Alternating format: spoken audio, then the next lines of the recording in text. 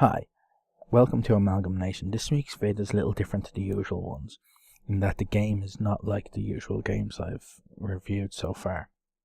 This week's vid is about Path of Exile, an MMO or massively multiplayer online game that I have been enjoying. PoE, short for Path of Exile as I said above, is a point and click adventure game in the style of Diablo, but it has some major differences.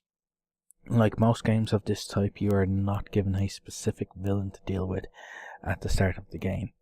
You are an exile who has washed up on the shores of an unknown land. You must fight for survival. You do this by using your character's skills to kill the hostile creatures in this extremely hostile land. Nearly everything in this game is designed to kill you. Your only hope lies in the use of skill gems to learn new skills as you play the game. Your gems level up to become more powerful. There are two main types of gems, skill gems and support gems. Skill gems have four types: attacks, spells, projectile or ranged, and lastly traps and mines. Unlike most MMOs, there is no customizing your character.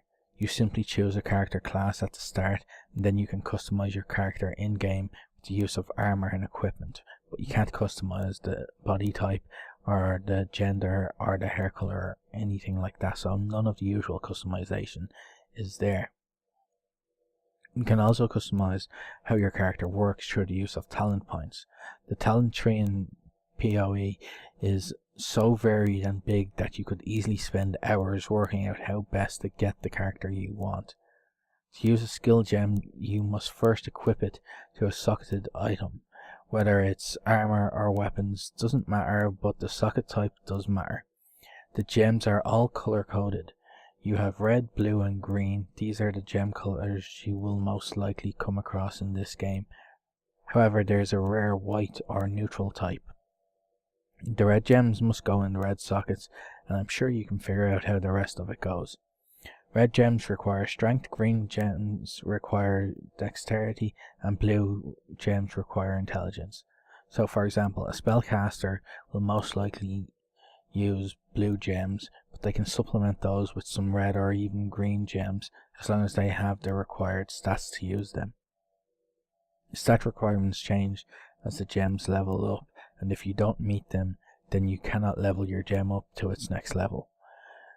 Two-handed weapons and chest armor can have up to a maximum of 6 sockets. Wand, shields and one-handed weapons can have a maximum of 3.